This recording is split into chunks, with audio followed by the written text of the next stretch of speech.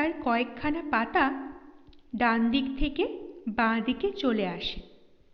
গড়িয়ে যায় অনেকগুলো দিন।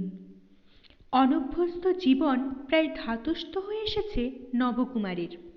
গতিতে বেশ খানিকটা ক্ষিপ্রতার সঞ্চার হয়েছে। বাড়িতে অফিসের গল্প করতে শিখেছে। অফিস যাওয়ার সময় কৌটো ভর্তি পান আর পানের সঙ্গে দোক্তা নিতে শিখেছে। ইতিমধ্যে ছেলেরা স্কুলে কয়েকবার ক্লাস বদলেছে, আর সত্যবতীরা একবার বাসা বদলেছে। বাসা বদলাবার অবশ্য অতি সূক্ষ্ম গোপন একটি ইতিহাস আছে। সে ইতিহাস শুধু সত্যবতীর আর ভবতোষ মাস্টারের মধ্যেই নিবদ্ধ। বেশ চলছিল সংসার। তাড়াহুড়ো করে স্বামীর আর স্বামীর বন্ধুর অফিসের ভাত রাঁধছিল সত্য। পান সাজছিল 2 কৌটো করে। তারা বেরোতে না বেরোতে ছেলেদের নাওয়া খাওয়া নিয়ে ব্যস্ত হচ্ছিল। দুগ্গা দুগ্গা উচ্চারণ করে ছেলেদের স্কুল পাঠাচ্ছিল। তারপর সারা দিনের অবসরে সংসারের বাকি কাজগুলো সেরে তুলে মন দিয়ে শিখছিল লেখাপড়া। বাংলা, ইংরেজি 2। বইয়ের যোগানদার ভবতোষ, পাঠ শিক্ষকও ভবতোষ। নিয়মিত নয়, মাঝে মাঝে দুরূহ জায়গাগুলো বুঝে নিত সত্য। ঘরের মধ্যে উঁচু চৌকিতে বসতেন মাস্টার। চৌকির সামনে মাটিতে সত্যর 2 ছেলে বসত মাদুরে নিজেদের বই খাতা নিয়ে, আর সত্য মাদুর থেকে কিছুটা দূরত্ব বজায় রেখে মেঝেই বসত মাথায় কাপড় টেনে। কিন্তু কথা চিরদিনই স্পষ্ট সত্যর, তাই দূর সত্ত্বেও তার প্রশ্ন বুঝতে অসুবিধে হতো না ভবতোষের। এই পড়াশোনার মাঝখানে হঠাৎ একদিন সত্য বলে বসল, আমাদের জন্য অনেক তো করলেন আপনি, আর একটু কষ্ট করতে হবে। ভবতোষ বিচলিত হয়ে বললেন, কষ্ট কিসের? কষ্ট মানে? কষ্ট তো বটে, এ যাবৎ অনেক কষ্ট করলেন। সে যা হোক, আপনি পিতৃতুল্য, আমি আপনার মেয়ের মতো, তাই কিন্তু আমি হচ্ছি না। সত্যর বড় ছেলে লক্ষ্য করল হঠাৎ যেন মাস্টার মশাইয়ের মুখটা কেমন বদলে গেল, কিরকম যেন ভয় পাওয়া মুখ হয়ে গেল। সত্যর অবশ্য মাথায় ঘোমটা, মুখ নিচু। ভবতোষ অস্ফুটে কি যেন বললেন। সত্য পরিষ্কার গলায় উত্তর দিল, হ্যাঁ সে কথাই বলছি, কিন্তু আমি হচ্ছি না। আপনি কায়েত ঠাকুরপোর জন্য অন্য একটা ব্যবস্থা করে দিন। এখানে তো শুনেছি মেষ ঘর না কি যেন আছে, মাথা পিছু খাই খরচা দিয়ে বেটা ছেলেরা একজোট হয়ে থেকে আফিস কাছারি করে। কায়েত ঠাকুরপো অর্থে নিতাই। সামনে শুধু ঠাকুরপো বললেও আড়ালে তার সম্পর্কে অপরকে বোঝাতে কায়েত ঠাকুরপো বলেই উল্লেখ করে সত্যবতী। কিন্তু সেটা কেবলমাত্র বোঝাতেই। নবকুমারের সঙ্গে তো ঠিক ভাইয়ের মতোই ছিল সে এ বাড়িতে, আর নেহাত ভাতের ছোঁয়াটা বাদে অত বামুন কায়েত ভেদাভেদও ছিল না সত্যর কাছে। খুব সৌহার্দ্যই তো ছিল। হঠাৎ কি হলো? ভবতোষ তাই অন্যমনস্কভাবে বললেন, সে তো আছে। হ্যাঁ সে কথাই বলছি, ওনার থাকার জন্য ব্যবস্থা একটা আপনাকে নির্যশী করতেই হবে। ভবতোষ মাথা চুলকে বলেন, তা না হয় দিলাম, কিন্তু হঠাৎ মানে সে কি কিছু বলেছে? এখানে থাকবে না বলে? না না, তিনি কিছু বলেননি। সত্য দৃঢ় গলায় বলে, আমি বলছি, আর এটা আপনাকে করতেই হবে। ভবতোষ মুহূর্ত কয়েক চুপ করে থেকে আস্তে বলেন, তুমি যখন বলছো বৌমা, অবশ্যই ন্যায্য কোনো কারণ আছে, তবু মানে বুঝতে পারছি না বলে কেমন যেন চিন্তায় পড়ছি।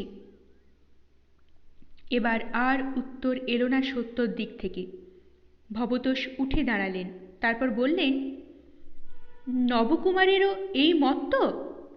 সত্য বলল, ঘর সংসারের সুবিধে অসুবিধেই বেটা ছেলের মতামত চলে না, ব্যবস্থা হয়ে গেলে বললেই হবে। ভবতোষ বুঝলেন কোনো একটা গোলমেলে ব্যাপার ঘটেছে, কিন্তু নিতাই ছেলেটা তো হলো কি? আচ্ছা, হঠাৎ বলা কওয়া নেই নিতাইকে তিনি বলবেন কি করে? ওহে, তোমার জন্য মেষের ঘর জোগাড় করেছি, কাল থেকে থাকো গে যাও ওখানে। সে কথা বলেও ফেললেন। নিতাইকে আগে থেকে একটু না জানালে? হ্যাঁ, সে একটা চিন্তা বটে, কিন্তু কি আর হবে, বলতে যখন হবে সে ব্যবস্থা আমিই করব। ভবতোষ অগত্যাই বিদায় নিলেন। বড় ছেলে বলল, কাকাবাবু কেন এখানে থাকবে না মা? সত্য গম্ভীরভাবে বলল, ছেলে মানুষ, সব কথায় থাকতে নেই খোকা, যখন যা হবে দেখতেই পাবে, কেন কি বৃত্তান্ত অত ভাবতে বসো না। তারা শুধু দেখতেই পেল, দেখল বাবা কোথায় যেন পালিয়ে থাকলো, মা চুপচাপ দরজার ধারে দাঁড়িয়ে রইল, আর নিতাই কাকা নিজের তোরঙ্গ আর বিছানা নিয়ে আস্তে আস্তে একটা ভাড়াটে ঘোড়ার গাড়িতে গিয়ে উঠল। পরিস্থিতিটা এমন থমথমে যে একটিও প্রশ্ন করতে সাহস হলো না তাদের। এ সাহস প্রথমটাই নবকুমারেরও হয়নি, তাই সে সকাল থেকে পালিয়ে বেড়াচ্ছিল। অনেক রাত্রে বাড়ি ফিরে প্রায় চোরের মতো চুপি চুপি তাকিয়ে দেখল নিতাইয়ের ঘরটার দিকে। দেখল ঘরটায় শেকল তোলা। বুকটা ধক করে উঠল। মনে হলো তার অন্তর নামক জায়গাটাতে যেন অমনি একটা শেকল তোলা দরজা দাঁড়িয়ে রয়েছে মুখ গম্ভীর করে। সে দরজা আর বুঝি কোনোদিন খুলবে না। সেই বন্ধ ঘরের মধ্যে রয়ে গেল নবকুমারের অনেকখানিটা সুখ, অনেকখানিটা আনন্দ। ঈশ্বর জানেন সত্যর হঠাৎ কেনই খেয়াল হলো। নিতাইয়ের কোন ব্যবহারে যে সে রাগ করেছে তাও তো মনে হচ্ছে না। নিজের চোখে কাল দেখেছে নবকুমার। রান্নাঘরে নিতাইয়ের ভাত বাড়তে বসে টপ টপ করে চোখে জল পড়ছে সত্যর। আর এও লক্ষ্য করেছে নিতাই যা যা খেতে ভালোবাসে সেই সবই আজ কদিন ধরে রাঁধছে সে। তবে হিসেবটা মিলছে কোনখানে? তবে কি খরচপত্রের কথা নিয়ে মাথা ঘামাচ্ছে সত্য? কিন্তু তাতেই বা প্রশ্নের উত্তর কোথা? নিতাই তো সংসার খরচের ভাগ না দিয়ে ছাড়ে না। গোলক ধাঁধার মধ্যে কাটাতে হয়েছে নবকুমারকে। সত্যকে প্রশ্ন করে সদুত্তর জোটেনি। সে বলেছে, এ তো ভালো ব্যবস্থাই হচ্ছে, দুবেলা বাড়া ভাতটা পেলে ঠাকুরপো আর বউ এনে বাসা করার চেষ্টা করবে না? নবকুমার ঝেঝে উঠে বলেছিল, ওর পরিবারের কথা ও বুঝবে, সে চেষ্টা যে করতেই হবে তার কোনো মানে আছে? গাঁ শুদ্ধ বউ কি তোমার মতো বাসায় আসার জন্য পা তুলে বসে আছে? সত্য অবশ্য এ কথার মর্মাহত হয়ে নিথর হয়ে যায়নি, প্রথম প্রথম যেমন হতো। কারণ যে কোনো বিষয়ে সামান্যতম অসুবিধে বা অপছন্দ হলেই সত্যর বাসায় আসার বাসনা নিয়ে খোঁটা দেওয়ার অভ্যাস নবকুমারের গোড়া থেকেই। বহুবিধ স্বাচ্ছন্দ্য সুখের আস্বাদ পেলেও এবং বহুবার মনে মনে সত্যকে তারিফ করলেও ওটা যেন ওর একটা মুদ্রাদোষের মতোই। প্রথম প্রথম সত্য অভিমানে পাথর হয়ে যেত, আর সেই পাথর মূর্তি অসহ্য হওয়ায় শেষ অবধি নবকুমারকেই মিটমাট করতে হতো। বলতে হতো, ঘাট হয়েছে বাবা, শতেকবার ঘাট হয়েছে, এই নাক মলছি কান মলছি, আর যদি ও কথা মুখে আনি, ঠাট্টার কথা বুঝতে পারো না, এই এক আশ্চর্যি। তা ঠাট্টা বলেই বুঝিয়ে বুঝিয়ে ক্রমশ জিনিসটাকে গা সহা করে এনেছিল নবকুমার। এখন এমন হয়েছে যে ওই খোঁটাটাকে আর গ্রাহ্যের মধ্যেই আনে না সত্য। সেদিনও তাই আনেনি, শুধু ভ্রুকুটি করে বলেছিল, পা তুলে আছে কি নেই সেটা তো যতক্ষণ না অন্তর্যামী হচ্ছে টের পাবে না, তবে মানুষের সংসারেও ন্যায্য হিসেব একটা আছে, বিয়েটা করে লোকে ঘরকন্যা করবার জন্যেই। আরও খানিক বাক্য ব্যয় করেছিল নবকুমার, অনেকটা একতরফা। তবু তার মনে আশা ছিল শেষ পর্যন্ত নিতাইয়ের যাওয়ার কথাটা হাওয়ায় ভাসবে, কিন্তু দেখল ক্রমশই সেটা পাকতে থাকল। কেউ কিছু বলে না, তবু যেন কোথায় কি হতে থাকে। খেতে বসে দু বন্ধুতে কথাও হয় না তা নয়, কিন্তু সে যেন কেমন শুকনো শুকনো, আঠা ছাড়া। অথচ নিতাইকে স্পষ্টাস্পষ্টি জিজ্ঞেস করতেও সাহসই কুলোয় না, সত্যকেও না। কিন্তু আজ এই দুঃখের আবেগে ওর সাহস জেগে উঠল। ওখান থেকে তাড়াতাড়ি সরে এসে তীব্র স্বরে বলে ফেলল, বিনি দোষে নিরপরাধ মানুষটাকে বাড়ি থেকে বিদায় করে দিতে মনটা একবারও কাঁদল না? ধন্যী মেয়ে মানুষ বটে। সত্য তখন প্রদীপের সামনে হেড মুখে বসে একখানা বইয়ের পাতা উল্টাচ্ছিল। স্বামীর এই মন্তব্যে একবার মাথা তুলল, তারপর নীরবে আবার মাথা নিচু করল। নবকুমারের তখন ভেতরে আলোড়ন চলছে, তাই সবই খারাপ লাগছে। অতএব ওই বইয়ের পাতা উল্টানোটাতেও গা জ্বলে উঠল তার। বলল, মা যা বলে ঠিকই বলে, মেয়ে ছেলের অধিক বিদ্যে সর্বনাশের মূল। সত্য চট করে বইটা মুড়ে ফেলে উঠে দাঁড়িয়ে বলল, মাতৃবাক্য অবশ্যই বেদবাক্য, অতএব আমি বসে বসে তোমার সর্বনাশ সাধন করছি। তার তো আর চারা নেই। বিদ্যেটা তো আর ঘটিবাটি নয় যে অসুবিধে ঘটাচ্ছে বলে সরিয়ে রাখবো।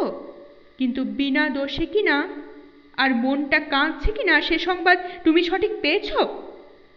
মন পাষাণেরও বরং প্রাণ আছে, তোমারই মধ্যে নেই। বন্ধুকে যে নবকুমার কতখানিটা ভালোবাসে সে কথা সত্যর অজানা নয়, তাই এত বড় দোষারোপেও বিচলিত হয় না সে। বোঝে রাগে দুঃখে বলে ফেলেছে, আর সেটাই তো স্বভাব নবকুমারের। রাগের মাথায় কড়া কথা বলে বসে, আর রাগ ভাঙলে খোসামত করতে বসে। তাই সত্য অবিচলিতভাবে বলে, তা পাষাণী যখন, তখন মন কাঁদার কথা উঠছে কেন? তবে বিনা দোষে এ কথা ভাববার হেতু? যে মানুষ গুরুর নামে কলঙ্ক দিতে পারে তাকে আমি অন্তত নিরপরাধ বলতে পারবো না। গুরুর নামে? নবকুমার স্তম্ভিতভাবে বলে, তার মানে তোমাকে বোঝাতে পারবো না। মেয়ে মানুষের বাড়া পেট আলগা মানুষ তুমি। এখুনি জগৎ সংসার সকল বাতটা জেনে ফেলবে। তবে এই বিশ্বাসটুকু রেখো আমার উপর, অন্যায় কাজ আমাকে দিয়ে হবে না, অবিবেচনার কাজও না। না, এর বেশি নবকুমার জানতে পারেনি, পারবার কথাও নয়। বুদ্ধি দিয়ে বুঝে ফেলবে এত ক্ষমতা তার নেই। আর সত্য তো হাত জোড় করে বলেছে, আমায় কিছু জিজ্ঞেস করো না, আমি সে কথা মুখে আনতে পারবো না। না, সত্যিই পারবে না, মুখে আনবার কথা নয়। তবু নিতাই একদিন মুখে এনেছিল। ভবতোষ মাস্টার সত্যকে পড়া দিয়ে চলে যাওয়া মাত্র বলে উঠেছিল, সম্পর্কটা মাস্টার বানিয়েছে ভালো, গুরু শিষ্য, কিন্তু যতক্ষণ পড়া বুঝোয় ততক্ষণ তো গুরু বসে বসে শিষ্যকে চোখ দিয়ে গিলতে থাকে। সত্য তীব্র স্বরে বলে উঠেছিল, ঠাকুরপো। তার রাগ করলে আর কি হবে? যা হক কথা তাই বলছি। মাস্টার মশাইয়ের রীতি চরিত্রের আমার আর আজকাল ভালো মনে হয় না। ছুতোয় নাতায় হর ঘড়ি এ বাসায় আসার বহর দেখে বুঝতে পারেন না, নিছক হিত করতে আসা নয়, কারণটা অন্য। আমি এই ভবিষ্যৎবাণী করছি, সময়ে সাবধান না হলে ওই মাস্টার হতে একদিন বিপদ আসবে। সত্য কঠিন গলায় প্রশ্ন করেছিল, কথায় যদি তুললে ঠাকুরপো তো বলি, সে বিপদ যে তোমার দ্বারাই আসবে না তার নিশ্চয়তা কি? আমার দ্বারা মানে? নিতাই সিঁদুরে আমের মতো লালচে হয়ে ওঠে। কিন্তু সত্য কঠোর। মানে ঘরে গিয়ে বোঝোগে, জিজ্ঞেস করোগে আপনার মনকে, কে কাকে চোখ দিয়ে গিলছে, সে খবর তোমার চোখে পড়ে কেমন করে? তাই তোমায় শুধোই আমি। পড়বে না? নিতাই উত্তেজিত হয়। নবর মতো কানা মানুষ ছাড়া সবাইয়ের চোখে পড়ে, নিজে চোখ না ফেললে পড়ে না, এই আমারও সাদা বাংলা। কিন্তু এমন মন্দ কথা যখন তোমার মনে উঠতে পারে ঠাকুরপো, তখন আমার মনে হয় আর একত্র টাকা ঠিক নয়। ঠিক নয়? নিতাই অবাক হয়ে বলে, একত্র টাকা ঠিক নয়? না। নিতাই ফুঁসে উঠে বলেছিল, আমাকে সরালেই তোমাদের বিপদ সরবে। বিপদ? সত্য সহসা হেসে উঠেছিল। আমার আবার বিপদ কিসের? আগুনে যদি কেউ হাত দিতে আসে ঠাকুরপো, বিপদ আগুনের হয় না হাতের হয়? রামায়ণ মহাভারতের কাহিনীও কি কখনো শোনোনি? সতী নারীর উপাখ্যান। তোমায় যে সরে যেতে বলেছি সে তোমারই ভালোর জন্য। নিতাই আর কোনো কথা খুঁজে না পেয়ে বলেছিল, চমৎকার, বিচারটা ভালো।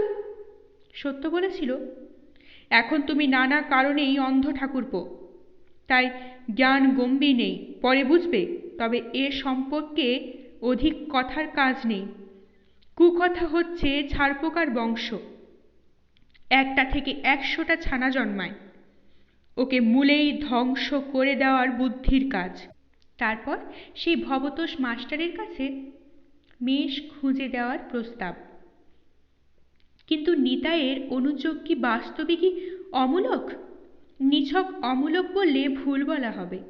ভবতোষ মাস্টারের চোখের শ্রদ্ধা সমীহ আর স্নেহভরা মুগ্ধ বিহ্বল দৃষ্টি যে আত্মহারা হয়ে সত্যবতীর আনত মুখের দিকে তাকিয়ে থাকে, সে কি সত্যবতীর অনুভবের মধ্যে ধরা পড়ে না? পড়ে। পাথরের দেবতাও ভক্তের নিবেদন বোঝে, তবু সত্যবতী গ্রাহ্য করে না। সত্যবতী বোঝে এ দৃষ্টির মধ্যে অনিষ্টের আশঙ্কা নেই। সত্যবতী জানে এ দৃষ্টি সত্যবতীর কেশাগ্রেরও ক্ষতি করতে পারবে না, যেমন পারবে না নিতাইয়ের ঈর্ষাকাতর জ্বালাভরা দৃষ্টি। দুটোকেই সমান অগ্রাহ্য করেছিল সত্যবতী। কিন্তু নিতাইয়ের এই স্পষ্টাস্পষ্টি জ্বালা প্রকাশে বিবেচনার পথ নিল সে। কে জানে, কোনোদিন যদি নির্বোধ নবকুমারের কানে তুলে বসে নিতাই এই নিজ সন্দেহের কথাটা, যদি মাস্টার মশাইয়ের কানে ওঠে, ছি ছি, উনি স্নেহ করেন, উনি গুরু, উনি নিজেও জানেন না এর মধ্যে কোনো দোষ আছে, তাই ওর নিজেরও কিছু ক্ষতি হচ্ছে না। কিন্তু নিতাইয়ের কথা স্বতন্ত্র। নিতাইয়ের মধ্যে যা আছে সেটা নির্ভেজাল শ্রদ্ধা নয়। সে আপনি আপনার ক্ষতি করতে পারে, তার জন্য ব্যবস্থার দরকার। তাই নবকুমারের কাছে দৃঢ়স্বরে বলতে পারে সত্যবতী, আমার দ্বারা কোনো অবিবেচনার কাজ হবে না, কোনো ছোট কাজ হবে না, এ বিশ্বাস রেখো। নিতাই চলে যেতেই নবকুমার বলতে শুরু করল, বাড়িটা যেন গিলে খেতে আসছে। বলতে লাগলো, চারখানা ঘরে দরকার কি? ওই শেকল বন্ধ ঘরটা যে ওর বুকে শেলের মতো বিঁধছে সেটা বুঝতে পারে সত্য। তাই একদিন নরম গলায় বলে, আর একটা বাসা দেখলে হয় না? কেন, আর একটা বাসার কি দরকার? নবকুমার খাপ্পা হয়ে ওঠে। দরকার আর কি, একটু হাওয়া বদল। তাছাড়া এ বাসার ভাড়াটাও তো কম নয়। এদিকে বাজার দিন দিন অগ্নিমূল হচ্ছে, ওদিকে ছেলেদের খাতা বই স্কুলের মাইনে বাড়ছে। তা সে তো তোমার পক্ষে ভালোই, একটা মানুষ দুবেলা দুমুঠো ভাতের বদলে দুমুঠো করে টাকা ধরে দিচ্ছিল। সত্য বিনা বাক্যে উঠে গিয়েছিল। তার মনে মনে প্রতিজ্ঞা করেছিল, ঠিক আছে, আর নবকুমারকেও বলা নয়, ভবতোষ মাস্টারকেও অনুরোধ জানানো নয়, নিজেই হাল ধরবে সে। ঝিকে দিয়ে বাসা জোগাড় করবে। ঝি 5 বাড়ি ঘোরে, অনেক সন্ধান রাখে।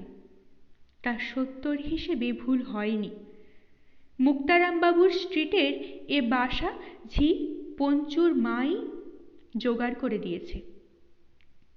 বাড়িওয়ালারা মস্ত বড়লোক, বনেদি ঘর।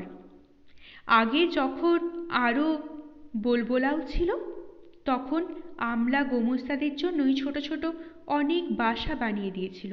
এখন কর্মচারীর সংখ্যা কম, তাই ২-৫খানা বাসায় ভাড়া বসিয়েছে। তারই একখানার সন্ধান এনে দিল পঞ্চুর মা। নবকুমার বাসা দেখে এসে সন্তোষ প্রকাশ না করে পারল না, কারণ ছোট হলেও বাসাটা ভালো, রাস্তার ধারে। ভবতোষ মাস্টার ক্ষুণ্ণস্বরে বললেন, বাসা বদলের দরকার ছিল, আমায় জানাওনি তো নবকুমার? নবকুমার বাড়ির মধ্যের শিক্ষায় শিক্ষিত হয়ে বলল, আগে আপনার উপর আর কত বোঝা চাপাবো? আমাদের জন্য তো আপনার কাজের অন্ত নেই। এটা যখন ঝিরদ্বারা হয়ে গেল, আমার বাসা থেকে একটু দূর হয়ে গেল, এই আর কি।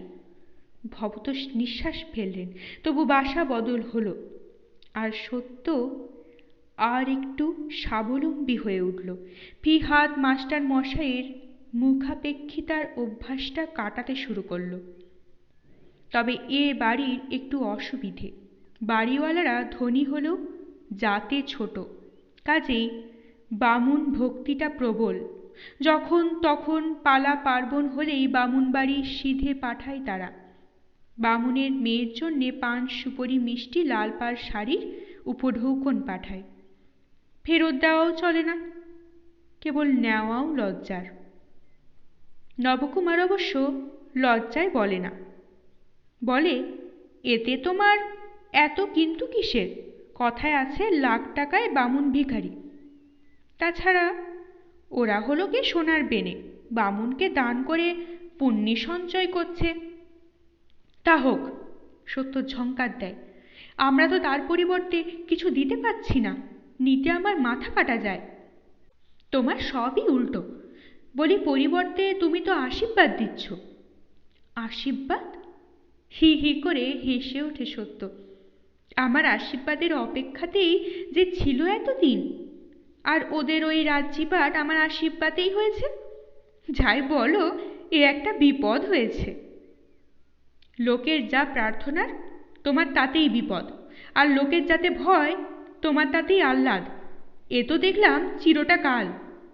কোন বিধাতা যে গড়েছিল তোমায়, তাই ভাবি। এ ধরনের কথা প্রায়ই হয়। আবার মাঝে মাঝে পঞ্চুর মা বলে, বড় বাড়ির গিন্নি পেরাই আমাকে বলে, হ্যাঁ লা, সবাই আমার সঙ্গে দেখা করতে আসে, কই ৭ নম্বর বাসার গিন্নি তো কই আসে না একদিনও। আমি বলি, ও রানীমা, গিন্নি কোথায়? সে নেহাত ছেলে মানুষ বউটি। তা যাই বলো বাপু, তোমার একাধিক যাওয়া কর্তব্য। সকল প্রজারাই যখন যায়। সকল প্রজারাই যখন যায়? সত্য দপ করে জ্বলে উঠে বলে, তা আমি তো আর ওনাদের প্রজা নই পঞ্চুর মা, ভাড়া দিয়ে থাকি। তা সে একই কথা, পঞ্চুর মা বিগলিত স্বরে বলে, খাজনা দিলে প্রজা, ভাড়া দিলে ভাড়াটে। গিন্নির যেন একটু গোসা গোসা ভাব দেখলাম, তাই বলছি। মানে বড় মানুষ তো, রাত দিন তোয়াজ পাচ্ছে, তাতেই আংখার ভাব। মনে করে ৭ নম্বর কেন তোয়াজ করে গেল না, একদিন গেলেই ও গোসাটা কাটে।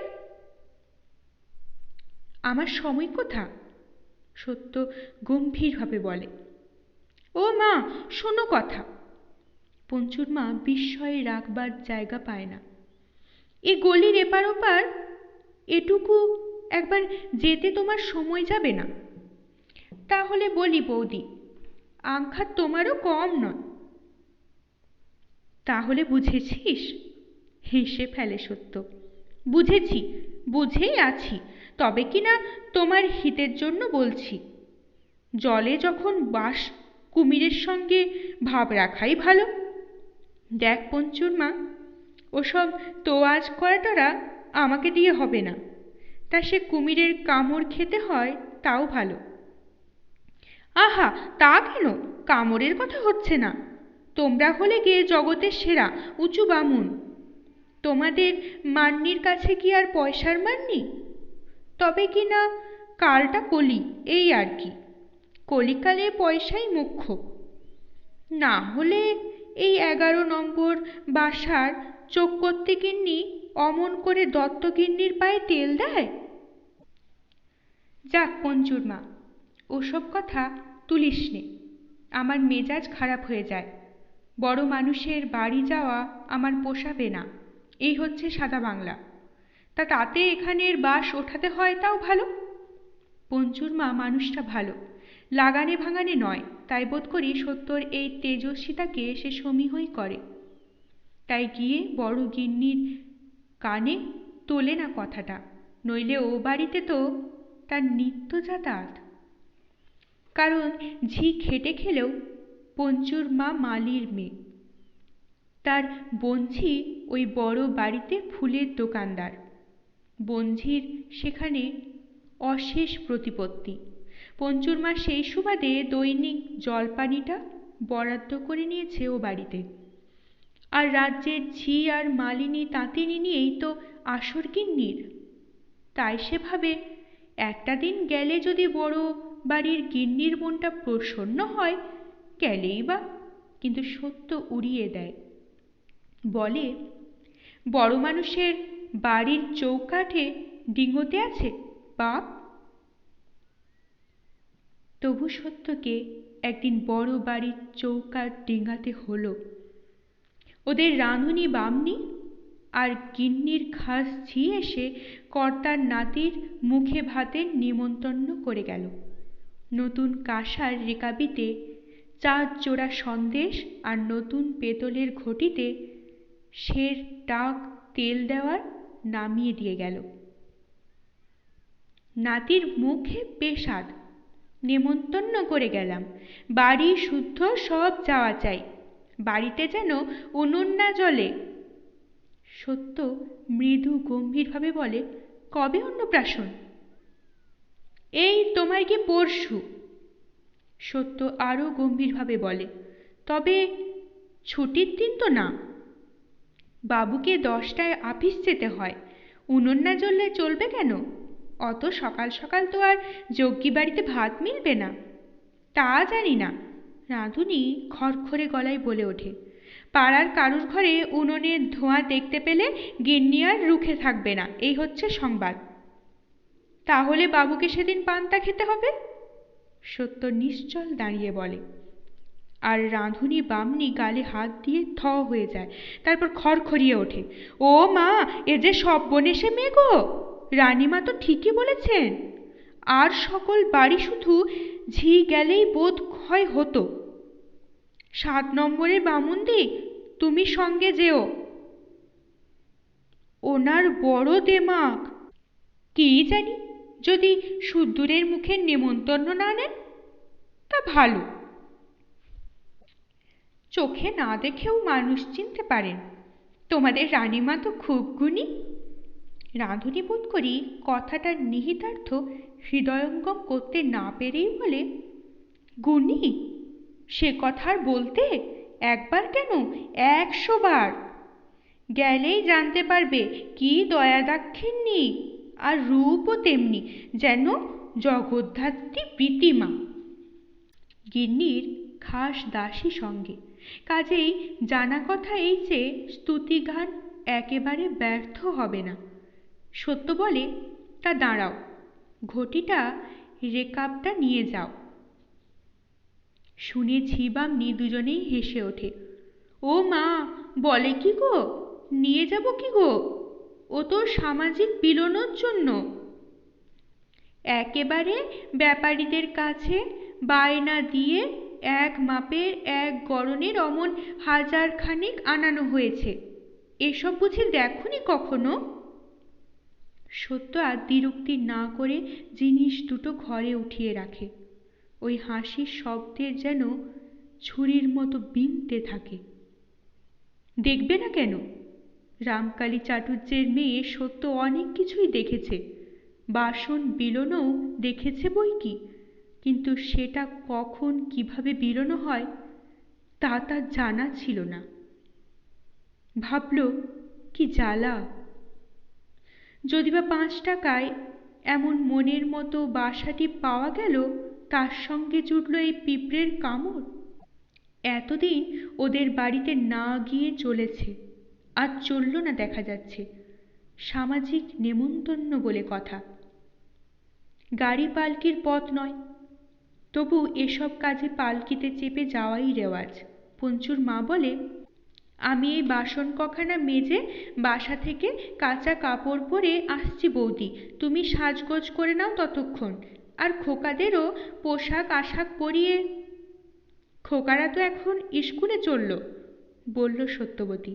ও মা, সে কি কথা, নেমন্তন্ন খাবে না ওরা? স্কুল কামাই করে? পঞ্চুর মা অবাক হয়ে বলে, একদিন তোমার স্কুল কামাইটা এমন মারাত্মক হলো বৌদি, পাড়াশুদ্ধ ছেলে কেউ আজ স্কুলে যাবে নাকি? বলে 20 দিন থেকে দিন গুনছে সবাই। বড় মানুষের বাড়ির নেমন্তন্ন, এত ভালো মন্দ সামগ্রীর আয়োজন, 12 মেশে সংসারে তোমার গিয়ে সেসব চোখেও দেখতে পায় না কেউ। সত্য ঈষৎ কঠিন সুরে বলে, তা 12 মাস যখন দেখতে পায় না, একদিন পেয়েই কি রাজ্য লাভ হবে? তুই বাসা থেকে ঘুরে আয়, আমি একাই যাব। জানি রে বাবা তোমার মতিগতি কেমন। বলি, ছেলেরা না গেলে মাথা পিছু ছাঁধাটাও তো বেবাক লোকসান। লাভ লোকসানের হিসেব তোর সঙ্গে করতে বসতে পারছি না পঞ্চুর মা, কাজ সেরে বাসা থেকে ঘুরে আয়। পঞ্চুর মা তথাপি হাল ছাড়ে না, বলে, তা বৌদি, খোকারা স্কুল থেকে ফিরেও যেতে পারে। খ্যাট তো তোমার গে এই দুপুর থেকে সাঁঝ সন্ধে অবধি চলবে। তুই থামবি, বলে ধমক দিয়ে সরে যায় সত্য। নবকুমার কোটের পকেটে পানের কৌটোটা ভরে নিতে নিতে বলে, ছেলেদের নিয়ে গেলেই পারতে। কেন? কেন আবার কি, নেমন্তন্ন। না, বড়লোকের বাড়ি না যাওয়াই ভালো। ছেলে বুদ্ধি ছেলে মন, অত বড় জাঁকজমক দেখে শেষে এসে নিজেদের তুচ্ছ মনে করতে শিখবে। তোমার যত সব উদ্ভট কথা মাথাতে আসেই বা কি করে? যাক, যাবে। একটা টাকা নিয়ে যেও, সামাজিক আশীর্বাদটা দিতে হবে তো। সত্য জোড়া ভুরু নেচে ওঠে, কৌতুকের হাসিতে মুখ উজ্জ্বল দেখায়। 1 টাকা? ধুত, এতদিন ধরে এত সিধে শাড়ি কাপড় চোপড় পেয়ে আসছি, যদি তার শোধ দেবার সুযোগ পাচ্ছি, টাকা দিয়ে সারব কেন? তবে কি দেবে? গিনির মালা? নবকুমারও রহস্য করে। গিনির মালা? না, বেআন্দাজি কিছু করতে পারবো না, এইটে দেব। সত্য তরঙ্গ খুলে একটা জিনিস বার করে, মুঠোয় চেপে রহস্য ভরে বলে, হাত গুনে বলো, এটা কি? হাত গুনতে জানি না, আপিসের বেলা হয়ে যাচ্ছে, দেখাবে তো দেখাও। সত্য মুঠো খুলে ধরে, আর ঝকমক করে ওঠে সোনার জলুস। কড়িহার 1 গাছা, ভারী 5 কম নয়। নবকুমার হেসে বলে ফেলে, ইস, তার নয়, প্রাণ ধরে পারবে? নিশ্চয়, আমার প্রাণও তো হালকা নয়। পাগলামি করো না। পাগলামি নয়, সত্যিই দেব। ওই অত বড় সোনার হার ছড়া দিয়ে দেবে? বড় মানুষের সঙ্গে পাল্লা দেওয়ার স্বাদ? পাল্লা নয়, সত্য গম্ভীরভাবে বলে, মান সম্মান রক্ষে। বলে কিনা প্রজা। ওদের কাছে তোমার মান? ওরা হলো গিয়ে লাখপতি, তাতে আমার কি? এবার নবকুমার বোঝে রহস্য নয়, সত্যি। ক্রুদ্ধ হয়ে ওঠে, বলে, সর্বনেশা বুদ্ধি না হলে এমন কাণ্ড কেউ করতে যায় না। বলে, 1 টাকায় যখন মেটে, সেখানে এত বড় 1 গাছা সোনার হার? এ শুধু বদ্ধ পাগলেই করে। তাছাড়া উড়নচণ্ডী হয়ে সোনা দানা নষ্ট করবার অধিকার কে দিয়েছে সত্যকে? এলোকেশে যদি টের পান, রক্ষে রাখবেন? সত্য গম্ভীরভাবে বলে, এ তো তোমার মায়ের জিনিস নয়। নয় মানে? তোমার বাবা যে কালে শালঙ্কারা কন্যাদান করেছে, এ আমার বিয়ের সময়ের জিনিস নয়। সেসব তোমার মা সঙ্গেও দেননি। এবারে নিত্যানন্দপুরে যেতে ছোট খোকার নাম করে পিস ঠাকুমা দিয়েছেন। দিয়েছেন বলেই বিলোতে হবে? না না, ওসব বদখেয়াল ছাড়ো। তাহলে আমার যাওয়া হয় না। যাওয়া হয় না? চমৎকার। বলি, এত যদি টেক্কা দেওয়ার শখ, নিজের জন্যও তাহলে হিরে মুক্ত জরি বেনারসি জোগাড় করো। তা কেন? সত্য দৃঢ়ভাবে বলে। বামুনের মেয়ের শাখা আর লাল পাড় শাড়ি মস্ত আভরণ। তার শেষ পর্যন্ত সেই মস্ত আভরণেই সজ্জিত হয়ে ও বাড়িতে গিয়ে হাজির হলো সত্য পঞ্চুর মার সঙ্গে। একখানা নতুন কাঁসার রেকাবিতে সেই কড়ি হাড় ছড়া আর একটু ধান দুব্য নিয়ে। নৌকো তার বহর দেখে পঞ্চুর মাও তাজ্জব হয়ে গেছিল। গালে হাত দিয়ে বলেছিল, হ্যাঁ গা বৌদি, বড় বড় কুটুম বাড়ি থেকেও তো দুটো একটা টাকাই দেয়, আর তোমার মতো এক পাড়াপড়শি পেজারা 4 গন্ডা কি জোর 8 গন্ডা পয়সা। একটা টাকা তো হলো খুব বেশি, আর তুমি। হোক হোক, চল তুই। ছেলে কোন ঘরে? সত্য শুধল একজনকে। সম্ভবত সে দাসী, কারণ পঞ্চুর মা তাড়াতাড়ি আগ বাড়িয়ে এসে একগাল হেসে বলল, এই যে শুকদার পিসি, নিয়ে এলাম তোমাদের বৌদিকে। 7 নম্বরের বাড়ির। ওহ!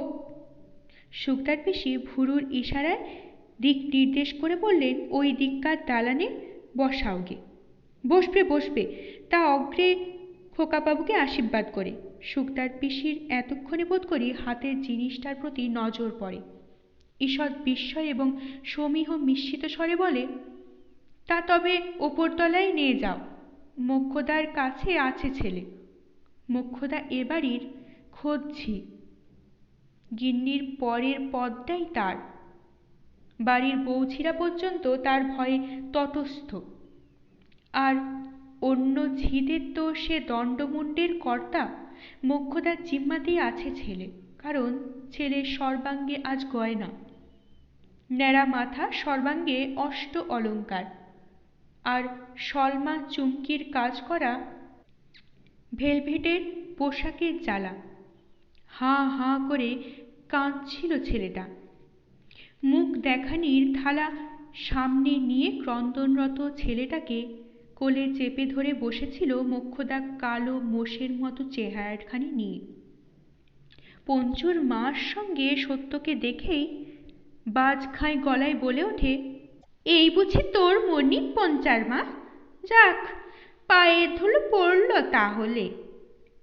সত্যর ভুরু কুঁচকে যায়, তবু সে ধীরভাবে এগিয়ে গিয়ে ধান দুব্য দিয়ে ছেলের মাথায় দিয়ে হাড় সমেত রেকাবিটা নামিয়ে দেয় মুখ দেখানির থালার কাছে, যে থালার টাকার চাইতে আধুলি ও আধুলির চাইতে সিকির সংখ্যাই বেশি। সঙ্গে সঙ্গে ভুরু কুঁচকে ওঠে মুখ্যদারও। এ কি পঞ্চার মা? পঞ্চার মা তটস্থভাবে বলে, এ খোকাবাবুর আশীর্বাদী মুখ্যদাদি। বৌদি বলে, একটা টাকা নিয়ে গিয়ে আর কি হবে পঞ্চুর মা? বড় মানুষের বাড়ি, সমুদ্রে পাদ্য অর্ঘি, তাই। বাজে বাজে বকছিস কেন মিথ্যে? তীব্র স্বরে ধমকে ওঠে সত্যবতী। তীব্র, তবে মৃদু। মোক্ষদা একবার সত্যর আপাদ মস্তক দেখে নেয়, একবার হাড় ছড়া হাতে তুলে ঘুরিয়ে ফিরিয়ে অনুভব করে, তারপর বিরস্বরে বলে, এ হাত তুমি উঠিয়ে নিয়ে যাওগে 7 নম্বরের গিন্নি। এদের ঘরের ছেলে পিলে গিলটির গয়না পরে না। গিলটির গয়না? পঞ্চুর মার বুকটা বসে যায়। নিব্বোধ ছুরির নির্বুদ্ধি দেখে এ পর্যন্ত সে মনে মনে হাসছিল, ভাবছিল, শহুরে বড় মানুষ তো দেখেনি কখনো, তাই ভয়ে তরাসে বেআন্দাজি একটা নৌকোতা করে বসেছে। তা বসুক, পঞ্চুর মার মুখটা বড় হবে বঞ্ঝির মনিব বাড়িতে। কিন্তু এ কি? এ যে মুখে চুনকালি। ছি ছি, ইকি মুখ্যমি, তুই এই দত্ত বাড়িতে নিয়ে এলি কিনা গিলটির গয়না? প্রায় হতবম্ব হয়েই তাকিয়ে থাকে সে, কিন্তু ততক্ষণে উত্তর দিয়েছে সত্য, তীক্ষ্ণ তীব্র মৃদু। তুমি বুঝি এখানে নতুন কাজে ঢুকেছ? নতুন? আমি নতুন কাজে ঢুকেছি? মোক্ষদা আগুনের মতো গনগনিয়ে ওঠে। ও মা, আমার কে গো? তুমি আজ নতুন পদার্পণ করেছ বলে মোক্ষদাও নতুন হয়ে গেল? এ বাড়িতে কাজ করতে করতে চুল পাকালাম বলি, এ প্রশ্ন যে? প্রশ্ন তুমিই করালে বাছা। এতদিন এদের ঘরে কাজ করছো, সোনা চেনো না? মোক্ষদার কালো মুখ আরো কালো করে বলে, তোমার কথাবার্তা বড় চ্যাটাং চ্যাটাং। যা পঞ্চার মা, বড় রানীমার কাছে নিয়ে যা, সেখানে মুখটা একটু লাগাম রেখে কথা কওগে ভালো মানুষের মেয়ে। সে আর দাসীবাদী এজলাস নয়। পঞ্চুর মা খানিক এগিয়ে ফিস ফিস করে বলে, মোক্ষদার বড় দাপট মা, ওকে একটু তোয়াজ করে কথা কইতে হয়। যাই দেখি আমার বুনছিটা কোথায়, তাকে সঙ্গে পেলে বুকে একটু ভরসা পায়। খাস মালিনী তো সে। এই বিরোধ বাড়ির যত ছেলে মেয়ে সব্বার খোঁপার জন্য রোজ বরাদ্দর ফুল সাজ, রকমারি মালা, জরির ফুল, রাংটার চাঁদ তারা, ওই সব আমার বুনছি। ও শৈল, কই কোথালো? পঞ্চুর মা ঝপ করে এগিয়ে যায় আর সত্যবতী দালানের একটা থামের কাছে দাঁড়িয়ে দেখতে থাকে, তাকিয়ে তাকিয়ে বাড়ির বাহার কারুকার্য সাজসজ্জা। দালানের ছাদটা কি উঁচু, যেন কোথায় থামতে হবে ভুলে গিয়ে যথেচ্ছ উঠে গেছে ওপরের দিকে। সেই ছাদের নিচে ঝুলছে প্রকাণ্ড প্রকাণ্ড ঝাড় লণ্ঠন। সত্য গুনে ফেলল, চক মিলানো দালানের চার কোনায় চারটে, আর মাঝামাঝি একটা করে, সব শুদ্ধ 8টা ঝাড়। আগাগোড়া দালান শ্বেত পাথরে মোড়া, শুধু কিনারায় কিনারায় কালো পাড়। থামের মাঝখানে প্রতিটি খিলানে মাথা থেকে ঝুলছে নানা মাপের পাখির খাঁচা, পাখির দাঁড়। হরেক রকমের পাখি। আশ্চর্য, এত পাখি কেন? এত পাখি পুষে কি হয়? দালানের কোণে কোণে একটা করে পাথরের নগ্ন নারী মূর্তি। সত্য তাদের দিকে তাকিয়ে চোখটা তাড়াতাড়ি ফিরিয়ে নিল। ভাবল, ম্যাগো, মেয়েগুলোকে দেখে মনে হচ্ছে যেন জল জ্যান্ত। তারপর মনে মনে ফিক করে একটু হেসে ভাবল, বেচারিরা বোধ হয় রক্ত মাংসেরই ছিল। হাজার লোকের চোখের সামনে অমন করে দাঁড়িয়ে থাকতে হয়, লজ্জায় পাথর হয়ে গেছে। বাইরে থেকে বাড়ির ভেতরের একটা শোভা সৌন্দর্য ঠিক বোঝা যায় না, ভেতরে ঢুকলে দেখে তাজ্জব বনতে হয়। ছেলেবেলায় বাবার কাছে নবাব বাড়ির অনেক গল্প শুনেছে সত্য, আর অসীম কৌতূহলী চিত্তের অসংখ্য প্রশ্ন সরাঘাতে রামকালীকে বলতেই হতো অনেক কিছু বিশদ করে। দত্তদের অন্তঃপুরে এসে সত্যর সেই ছেলেবেলায় শোনা নবাব বাড়ির কথা মনে পড়ল। শোনা গল্পের সঙ্গে মনের রং কল্পনা মিশিয়ে নিয়ে এই ধরনের ছবি এঁকে রেখেছিল সত্য তার ধারণার জগতে। তাই ভাবল, বাবা, এ যে দেখছি একেবারে নবাবী কাণ্ড। এসো গো বৌদি। ঊর্ধ্বশ্বাসে ছুটে এলো পঞ্চুর মা। এই সময় চলো, এখন একটু ভিড় কম আছে। সত্য আসতে বলে, কাজের বাড়ি তো, কিন্তু এত বড় দালানে মানুষজনের চিহ্ন নেই কেন রে পঞ্চুর মা? বাড়ির গিন্নি টিন্নি বা কোথায়? ও মা, শোনো কথা। পঞ্চুর মা বিস্ময়ের চরম অভিব্যক্তি স্বরূপ গালে হাত দেয়। কি হলো, মুচ্ছ গেলি যে? তা মুচ্ছ যাওয়ার মতনই তো কথা বললে বৌদি। এ কি তোমার আমার মতন গরিব গুবরোর ঘর, যে নাতির অন্নপ্রাশনে ঠাকমা কোমর বেঁধে কাজ করে বেড়াবে? এ বাড়ির গিন্নিরা নিচের তলায় নাবে নাকি? নিচের তলায় নাবে না? সত্য হেসে ফেলে বলে, কেন, পায়ে বাত বুঝি? বকো না বৌদি, হাসিও না। নিচের তলায় নাম্বার ওনাদের দরকার, 52 ঘণ্টা দাসী বাঁধি মোতায়েন নেই। তাছাড়া তোমার গিয়ে সংসারের অত আবিরে বেধবা প্রীতিপালিত হচ্ছে, তারাই সংসারের কন্যা করছে। আর সরকার মশাই তো আছেনই, অবশ্যই একেবারে নাবে না তা নয়, নাবে পালাপার্বণে ঠাকুরদালানে আসে। তার জন্য আলাদা সিঁড়ি আছে ভেতর ঘর দিয়ে। এদিকটা হলো গে না সদর না অন্দর, দুইয়ের মাঝখান। মানুষজনের কথা বলছো, সে তোমার গিয়ে এদিকে বড় নেই। ভিড় দেখতে চাও তো দেখো গে যাও ভেতর বাড়ির উঠোনের দালানে। এ তো আর চালা বেঁধে ভিয়েন বসানো নয়, পেরকাণ্ড টানা লম্বা পাকা ভিয়েন ঘর। তার ছিঁচতলায় মেছুনিরা বসেছে মাছ কুটতে। ভগবান জানেন কত মন মাছ, তবে সে যা বঁটি দেখে ভর্মি লেগে যায়। মদ্য ছেলেরা পেট্থমে ন্যাজা মুড়ো খণ্ড করে বাগিয়ে দিয়েছে, তারপর মেছুনিরা বসেছে খামি করতে। দেখাবো, সবই দেখাবো তোমায় ঘুরিয়ে ঘুরিয়ে। আমি শৈলর মাসি বলে আমায় কেউ কিছু বলে না, আর বলবেই বা কেন? আমি বলবো আমার মনিব গো, গা ঘরের মানুষ। এত সব সাহেবি কেতা, শহুরে কাণ্ড তো কখনো দেখেনি, তাই। কথা হচ্ছিল এ হদ্দ ও হদ্দ দালানটা পার হতে হতে। 3 মুড়ো পার হয়ে তবে একেবারে শেষ মুড়োর সিঁড়ি। সিঁড়ির কাছ বরাবর এসে পৌঁছেও ছিল, হঠাৎ দাঁড়িয়ে পড়ে তীব্র তীক্ষ্ণ অথচ চাপা গলায় বলে ওঠে সত্য, পঞ্চুর মা। কি হলো গো? পঞ্চুর মা থতমত।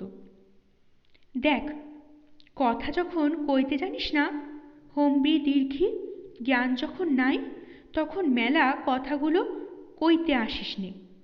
ও মা, কথার ভুল আবার কখন হলো? সে জ্ঞান থাকলে তো বুঝবি।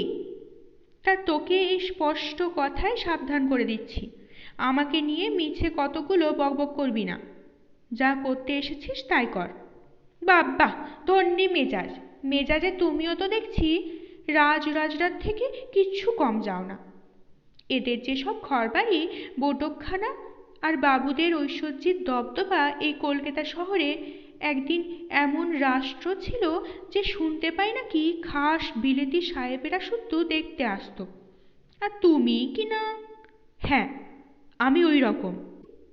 ও বাবা, একে বলেই হঠাৎ থেমে দাঁড়ায় সত্য।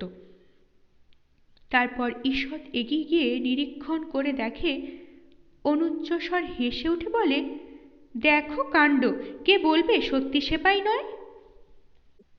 পঞ্চুর মা এবার একটু গৌরব অনুভব করে। অহংকারী মানুষটা হয়েছে তাহলে জব্দ, শিকার পেয়েছে যে অবাক হয়েছে। সিঁড়িতে উঠতে যেতেই ঠিক পাশে বন্দুক কাঁধে যে সেপাইটা খাড়া দাঁড়িয়ে আছে বীরের ভঙ্গিতে, প্রথম দিন সেটাকে দেখে পঞ্চুর মাও ঘাবড়ে গিয়ে 10 পা পিছিয়ে এসে দুগ্গা নাম জপ করতে শুরু করেছিল। দেখে শৈলর কি হাসি! সেরকম হাসি পঞ্চুর মা হাসতে ইচ্ছে করছে, তবে নেহাত নাকি মানুষটা বেখাপ্পা মেজাজি, তাই সাহস হয় না। শুধু একটু মুচকি হেসে ক্ষান্ত হয়ে বলে, এই দেখো, যত দেখবে তত আশ্চর্য হবে। এনাদের এক কুটুমবাড়ির তত্ত্ব নিয়ে গেছিলুম, তা সে বললে বিশ্বাস করবে না। তাদের বাগানে ফোয়ারার ধারে এমন একটি মেয়ে ছেলের মূর্তি বসানো আছে যে দেখে লজ্জায় জিভ কেটে ছুটে পালাতে হয়। আমি বলে উঠেছিলুম পর্যন্ত, মরণ মাগে, এই বারবাড়িতে এমন বেবস্তর হয়ে নাইতে এসেছে কেন? শ্বেত পাথরের গড়া তো। আমি ইনতাম করেছিলুম, বোধ হয় তোমার কে মেম বাইজি টাইজি হবে। তা আমার কথা শুনে এবাড়ির এক দাসী হাসতে হাসতে হাতের বারকোশখানায় ফেলে দিল, পথের ওপর মেঠায় গড়াগড়ি। সত্য কিন্তু এ হাসির নাটকে অংশগ্রহণ করে না। ঈষৎ কঠিন গলায় বলে, তা সেরকম মূর্তির অভাব তো এখানেও নেই। দেখে লজ্জায় জিভ কাটতে হয়েছে তো আমাকেও। তা এ বুঝি শহুরে বড় মানুষের বাড়ির বাহার, রুচি পছন্দকে বলিহারি যায়, পয়সা থাকে দেবদেবীর মূর্তি গড়িয়ে প্রতিষ্ঠা কর না? তা নয়, যত সব অসভ্যতা। বাপ বেটায় মায়ের পোয়ে একসঙ্গে আনাগোনা করতে হয় না এখান দিয়ে? দেখে লজ্জা লাগে না? পঞ্চুর মা সত্যবতীর এই অবোধ নীতিজ্ঞানের মন্তব্যে একটি অবহেলা মিশ্রিত পরিতৃপ্তির হাসি হেসে বলে, তা এসব তো আর হেজি পেজির ঘরের কাণ্ড নয়। এ তোমার গিয়ে বিলেত থেকে সাহেব কারিগর এসে গড়েছে। এই মানমর্যাদাই আলাদা। তাই বুঝি? তা বেশ, মানমর্যাদার নিদর্শনটা দেখলাম ভালো। এখন চ দেখি, দায় সেরে ফিরতে পারলে বাঁচি। সিঁড়িতে উঠতে উঠতে পঞ্চুর মা ফিসফিস করে বললে তুমি শুনবে না বোধ হয়, তবু আমার কর্তব্য আমি করি। বলে রাখি তোমায়, যতই তুমি বামুনের মেয়ে হও, গিন্নিকে একটু মান সম্মান দিও। জোর হস্ত দেখাই অভ্যেস তো ওনাদের, ব্যতিক্রম দেখলে চটে যাবে। সত্য আর একবার থমকে দাঁড়ায়, তেমনি তীক্ষ্ণ কণ্ঠে বলে, তবে দেখিয়ে দে জোর হস্তটা কেমন ভাবে করতে হবে। শুধু জোর হস্ত না গলব্যস্ত চাই? ধন্যি বটে পয়সার মহিমা। বলি, এত যে ওদের স্তোত্তর পাঠ করিস, নিজের অবস্থা কিছু ফিরেছে তাতে? বাসন মেজে তো খাস। জোর হস্ত করবি ভগবানের কাছে, করবি মানুষের মতো মানুষের কাছে, পয়সার কাছে করতে যাস কেন মরতে? সত্য বুদ্ধিমতী, তবু সত্য নেহাতই নির্বোধ। যে মরার কথা সে বলেছে, সে মরা কি একা পঞ্চুর মার? কে না যায় সে মরণে মরতে? কে না চায় সে মৃত্যু সাগরে ডুবতে? নইলে চক্রবর্তী গিন্নি কেন দত্তগিন্নিকে অবিরত তেল দেয়? দত্তরা যে সোনার বেনে, আর সোনার বেনেরা যে জল অছল, এ কথা কি জানে না চক্রবর্তী গিন্নি? ভালো লাগলে অবশ্যই লাইক করবেন, শেয়ার করবেন। পরবর্তী পর্বে চোখ রাখতে চ্যানেলটিকে অবশ্যই সাবস্ক্রাইব করবেন ও প্রতিটি পর্ব মিস না করার জন্য বেল আইকনটি প্রেস করবেন। আপনাদের অভিমত কমেন্ট বক্সে অবশ্যই জানাবেন। অনেক ধন্যবাদ। নমস্কার।